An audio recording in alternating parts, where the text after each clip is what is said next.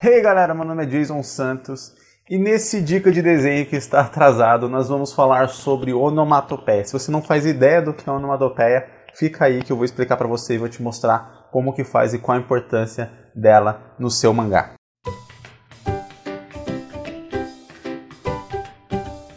Primeiro eu quero fazer aquele pedido de desculpa padrão já, né? Porque esse vídeo deveria ter saído no dia 25 do mês passado e acabou saindo só hoje, porque a coisa tá realmente muito complicada aqui pra mim. Ultimamente, né, ao longo do último mês eu tenho trabalhado cerca de 14 horas por dia. Essa é a verdade que ninguém te conta sobre empreendedorismo, sobre trabalhar com o que se ama, sobre todo esse tipo de coisa. Todo mundo só mostra, é muito legal, nossa, você trabalha com o que você gosta e você faz seu próprio horário. Não, você vai trabalhar muito mais do que você trabalharia normalmente, né, em um emprego CLT ou coisa do tipo. Se você quer ver um vídeo especificamente eu falando sobre isso, né, falando sobre a minha rotina e falando sobre trabalhar com desenho, né, viver de desenho, deixa aí nos comentários, que eu sempre estou vendo nos comentários de vocês para poder saber o que trazer aqui nos conteúdos. Inclusive, esse vídeo de onomatopeia foi muito pedido nos comentários, por isso que eu resolvi trazer ele já aqui. A onomatopeia é uma figura de linguagem que é basicamente utilizada para representar efeitos sonoros, né, sons em geral, em forma de palavras, né? Então você representa o fonema daquilo de modo escrito, para você representar barulhos, sons, etc. Quadrinhos em geral não tem, né, som, eles são só imagem e texto. Então, para você representar barulhos e representar sons que a sua história vai necessitar, que vão acontecer naturalmente no cotidiano e nos acontecimentos da sua história, você vai necessitar de onomatopeias. Caso você já tenha lido um mangá, um quadrinho, acredito que você já tenha lido um na sua vida, você já reparou, né, naqueles tum, soque, pou, pá, puf, tchá! Quando tá acontecendo, por exemplo, uma cena de ação ou coisa do tipo. Então você tem aquelas letras, né, geralmente são letras mais grandes, mais grossas, eu esqueci como é que é a palavra que diz. E esses efeitos sonoros ajudam a compor todo o cenário da sua história. Um dos grandes desafios na hora de fazer a onomatopeia é você fazer a onomatopeia casar com a cena, né? Então, por exemplo, ela não ficar muito gritante ali. Ela tem que ficar gritante por um lado, mas ela não pode destoar do tom daquela cena do mangá, do quadrinho, etc. Então, você está fazendo uma cena séria, você não pode usar uma onomatopeia com uma fonte, né, com um estilo de letra que seja muito cartunesco, que seja muito alegre ou muito bobinho. Você vai tirar o impacto que você queria que aquela cena tivesse. Mas como eu tinha dito, uma das coisas mais importantes na hora de você fazer onomatopeia é você fazer ela casar com a cena.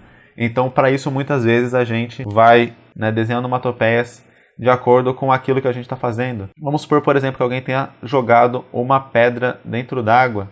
Então, você tem, né, a água se espalhando ali e você vai desenhar uma onomatopeia que condiza com aquela água se espalhando, né? Você tem o som, né, o splash, que no caso vai ser o que eu vou usar aqui. Fiz esse troço muito grande, deixa eu diminuir um pouco o tamanho dele.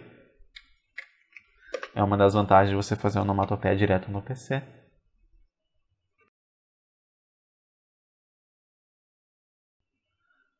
Você pode colocar uns efeitos de gotinha aqui e você vê que a onomatopeia ela remete bastante ao som, né, e vamos dizer, essa questão molhada da água, enfim, para que a onomatopeia condiza com o que você está fazendo.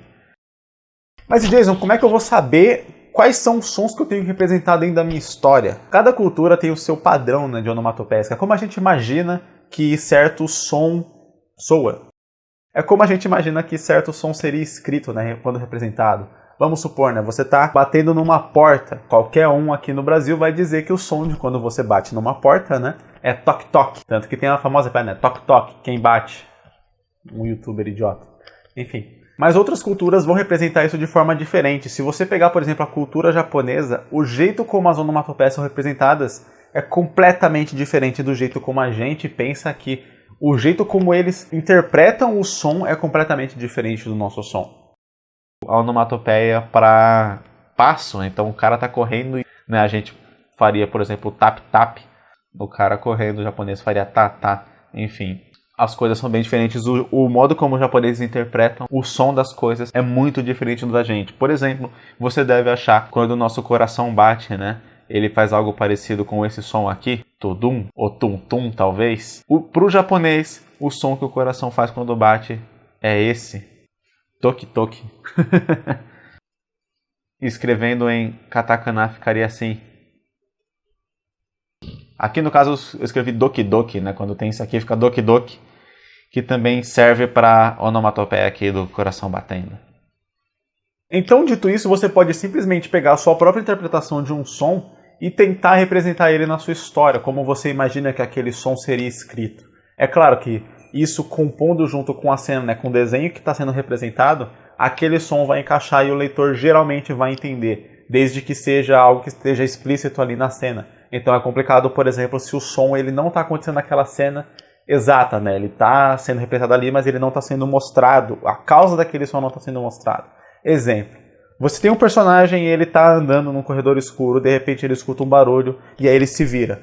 Esse barulho geralmente não vai ser representado, né? O que causou esse barulho, porque é uma cena de suspense. Então tem que ser um som que represente aquilo que aconteceu, enfim, onomatopeia, mas que o leitor consiga interpretar aquilo também. Então, se for um som que você queria que o leitor soubesse o que é, mas você representou algo que talvez ele não consiga entender, a cena não vai ficar compreensível e o efeito que você queria não vai acontecer. Para isso eu separei aqui uma lista que tem várias onomatopeias para você poder utilizar. O link vai estar aqui na descrição, que é do site Craft Comic Books. Caso você não conheça, é um parceiro aqui do canal, mas eu já falei aqui deles no canal antes. Eles têm um canal aqui no YouTube também, muito legal, vale a pena você acompanhar, porque fala de todo o processo de produção, né, todo o making of da produção de um quadrinho. Na Craft Comic Books eles produzem quadrinhos físicos mesmo para venda, então se você é um autor e está querendo vender o seu quadrinho, a Craft Comic Books é um ótimo lugar para você fazer isso, tanto se você já imprimiu ele, quanto se você ainda não tem uma gráfica, não contratou. Eles também imprimem e fazem um trabalho artesanal, então sai muito mais barato do que gráficas convencionais. Enfim, cortando o jabá, eles fizeram uma lista bem legal, né, bem extensa, com várias onomatopeias, onomatopeias humanas, onomatopeias de aves, onomatopeias de acontecimentos, enfim, de barulhos em geral.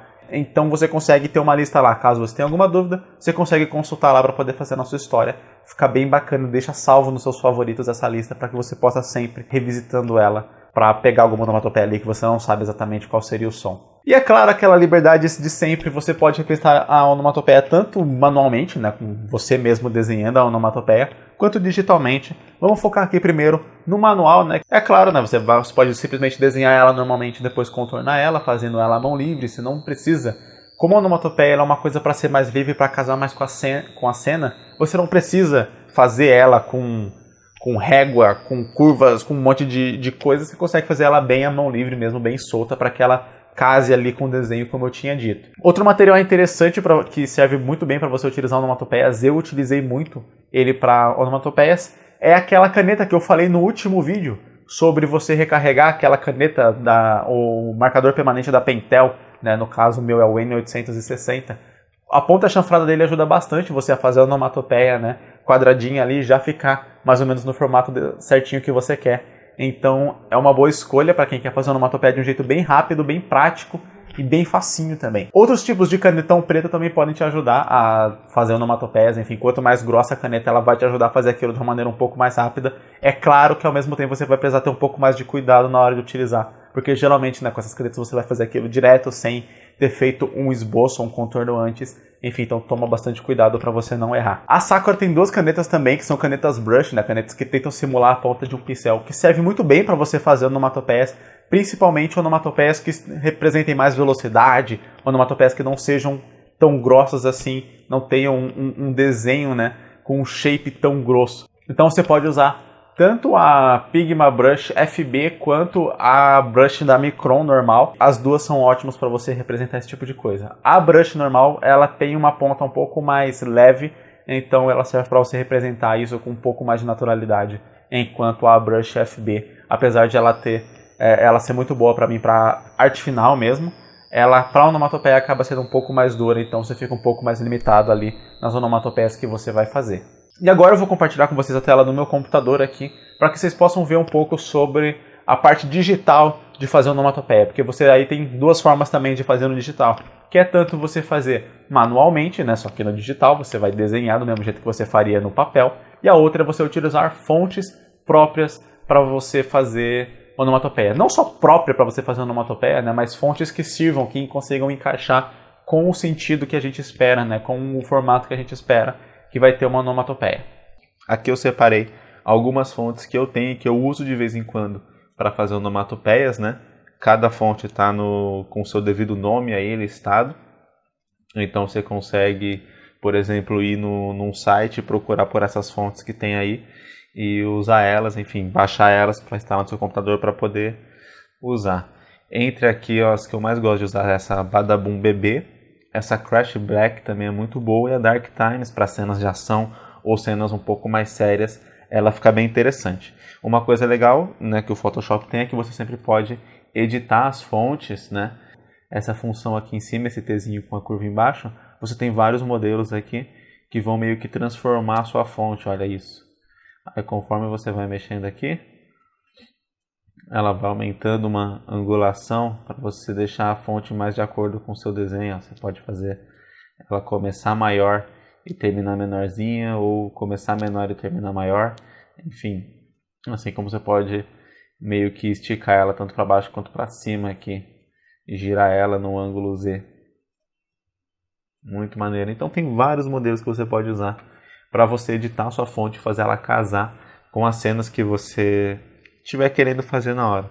Aqui eu tenho um exemplo de uma página de um quadrinho que eu ilustro chamado Taiko. Ele é uma adaptação de um livro. Aqui tem 3 exemplos de onomatopeia que eu usei nessa cena. O primeiro aqui, esse Za, ele é uma fonte, né? Você consegue até ver aqui o símbolo de fonte. A fonte que eu usei nesse caso aqui foi essa Fist of Flash BB. Então eu usei essa fonte aqui e usei exatamente esse efeito que vocês estão vendo aqui.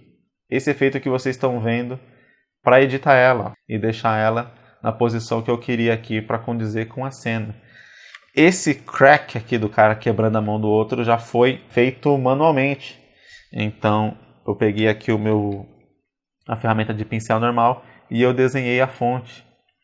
Esse efeito aqui que vocês estão vendo, né, com essa borda, eu uso os próprios efeitos do Photoshop. Você clica 2 vezes aqui, eu adicionei o Stroke, que é uma borda mesmo, e adicionei o Drop Shadow. O Drop Shadow é uma sombra que ele adiciona na imagem. Geralmente você vai ver elas assim, que é para ser um efeito um pouco mais realista e tal, né? Então ela fica menos dura, fica com um degradê maior a sombra. Eu geralmente, quando eu vou trabalhar com onomatopeias, eu deixo assim, eu deixo a sombra bem dura, para que ela fique com esse efeitinho. Então na hora que eu desenhar aqui qualquer coisa, ele já vai ficar com esse efeito. E esse arga aqui, né, do cara sofrendo a dor aqui de ter a mão quebrada, também era uma fonte, só que nesse caso o que eu fiz foi transformar a fonte em uma imagem, né? Então agora ela é uma imagem, você pode ver que eu consigo apagar a fonte, etc. Ela também está com esse mesmo efeito aqui quase do crack, né? No caso ele está só com o stroke. Ele está com color overlay aqui também, que é basicamente para eu deixar a fonte branca, porque eu tinha escrito ela em preto e depois eu percebi que ia ficar melhor branco. Então eu preferi trabalhar aqui, mudar ela para branco através da barra de efeitos e não necessariamente só mudar aqui, ó. Vou mostrar como é que ela seria aqui. Foi assim que eu escrevi ela. E no caso, se eu não me engano, aqui eu usei a Crash Black. E aí nesse caso o que eu fiz foi transformar ela em imagem para eu poder posicionar algumas letras um pouco mais próximas à outra. Porque quando eu estava trabalhando, o que eu fiz basicamente foi escrever assim, usando aqui o padrão do meio. E aí eu fui dando espaço para poder construir a direção que eu queria na cena. Porém, algumas letras elas ficavam muito distantes e meio que não casavam tanto com a cena. Ó, quando você vê aqui o R, ele fica um tantinho distante, não sei que eu coloque ele assim, mas no ângulo que eu queria ele não entrava tanto. O G aqui, o H, aí o G ele ficava muito distante. Então algumas das coisas que eu fiz aqui foi tentar juntar esses desenhos um pouco. O que eu fiz foi basicamente selecionar eles, né? Depois que eu transformei a fonte em imagem, juntar ele e poder arrastar aqui do jeito que eu quero. Que é basicamente o que eu fiz aqui, foi clicar com o botão direito, aí eu venho aqui e coloco Rasterize Type. Aí pronto, virou uma imagem. Então eu já posso, por exemplo, apagar aqui, eu posso editar, eu posso fazer o que eu quiser. Tem como você fazer essa mesma edição direto na camada de texto, através dessa barra aqui, só que ela é um pouco mais complicada, demora um pouco mais, você tem que trabalhar com valores numéricos de distância e tal, enfim, é muito mais rápido rasterizar, mover as letras livremente. Então foi exatamente isso que eu fiz, é um tipo de edição que você consegue fazer. Para fazer o seu quadrinho, você consegue ver que eu usei Então 3 estilos diferentes, né? 2 aqui são fontes, uma fonte rasterizada que eu editei e fui colocando ela na posição que eu queria certinho para ela fazer esse desenho aqui. E a outra que eu simplesmente desenhei livremente, né? Desenhei à mão livre. Uma das coisas mais importantes na hora de você fazer onomatopeia é você fazer o desenho casar com o texto, né? Para que ele não grite muito, que o texto não ofusque o seu desenho e faça perder um pouco da qualidade, um pouco daquele impacto, né, que o desenho tem. Então você vê aqui nesse exemplo, por exemplo, é muito bom. Nesse exemplo aqui, a fonte ela tenta causar uma espécie de harmonia junto com o desenho. É bem complicado fazer esse tipo de coisa quando a gente está falando de onomatopeia ocidental, porque as nossas letras elas são muito arredondadas, elas são muito cursivas, por isso que se usa muito mais às vezes letras quadradas assim. E então você vai precisar trabalhar um pouco essas letras para que elas consigam fazer parte do desenho sem que ela grite muito e saia muito fora do desenho. É algo que acontece muito comumente com quadrinhos americanos, por exemplo. Você tem o letrista e as fontes elas são adicionadas depois, são adicionadas coloridas e tal, e para elas ficarem mais chamativas, várias vezes eu vi em algumas histórias elas ficarem meio que se sobrepondo ao desenho de uma maneira que não fica legal, de uma maneira que tira o impacto de certa cena. Então você tem lá uma cena fodona do Batman socando um vilão, e você tem um pof com a fonte que não combina muito, que não condiz muito, e aí tira a seriedade daquela cena. É algo que não costuma muito acontecer com os quadrinhos japoneses, porque, vamos dizer assim, a letra que eles usam, né, o alfabeto que eles usam, ele casa mais com o desenho. Isso aqui é uma página de um quadrinho que eu fiz para um concurso japonês chamado Free. Free é o nome do quadrinho, não o nome do concurso, tá? Esse quadrinho, como ele era para o concurso japonês, eu tive que usar onomatopeias, né, japonesas. Como vocês conseguem ver aqui, elas casam muito mais com o desenho. Claro que na época, né, eu fiz isso aqui, se eu não me engano, em 2013, por aí, 2012 talvez. Então eu também não sabia trabalhar tanto, o desenho não tá aquelas coisas. Ignorem isso, vamos focar na onomatopeia. Esse alfabeto aqui, que geralmente os japoneses usam nas onomatopeias, é chamado de katakana. É o alfabeto que eles usam para representar palavras que não são do idioma japonês.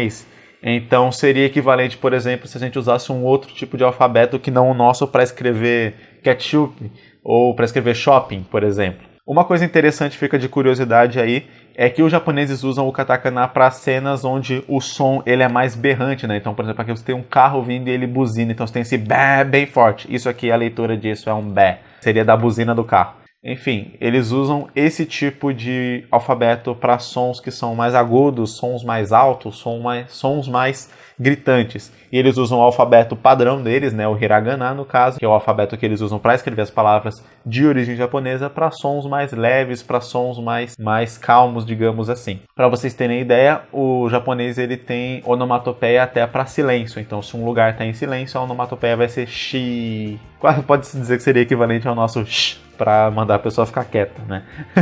Mas como eu disse, fica isso aí de curiosidade para caso você um dia vá fazer algum mangá que precise de onomatopeias em japonês para você saber pesquisar. É isso, galera. O que você achou desse vídeo? Deu para dar uma ajudinha aí? Deu para dar uma forcinha para você fazer as onomatopeias dos seus quadrinhos? Eu tenho certeza que esse é o tipo de coisa que às vezes você não pensa em pesquisar, a não ser quando você realmente está colocando a mão na massa ali e aí bate aquela dúvida. Então, para quem já está começando a fazer seus primeiros quadrinhos, aí eu tenho certeza que esse vídeo ajudou pelo menos um pouquinho aí. E se você está no começo do processo, desenhar e tudo mais, várias pessoas me pedem dica de curso, ou se eu tenho algum curso, né, que eu fiz, que eu lancei. Eu não tenho nenhum curso, mas eu tenho um curso que eu recomendo, quem é mais antigo no canal aí conhece, que é o Método Fanart, feito pela Mayara Rodrigues. Ele é um curso que ensina os conceitos básicos de você desenhar. Então, se você está nesse começo dessa jornada ou você quer aprimorar o seu desenho, o link também está aqui no primeiro comentário. Você pode entrar lá e ver a página, ver certinho como o curso inteiro funciona de graça, não custa nada para você clicar, pode clicar e conhecer lá. E aí, se você se interessar pelo curso,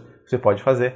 Caso você não se interesse, ou não tenha possibilidade de começar agora, continua aí no canal, que tem várias dicas de desenho e várias outras dicas aqui no canal que não são só de desenho, mas que são sobre fazer um quadrinho de modo geral, do começo até o fim. Então, muito obrigado por ter assistido, galera. Valeu, falou e é nóis! Lembra daquele gatinho pequenininho que apareceu nos vídeos? Olha o tamanho que ele tá já. Que sujeira é essa? Não pode ficar sujo assim não, Pinho.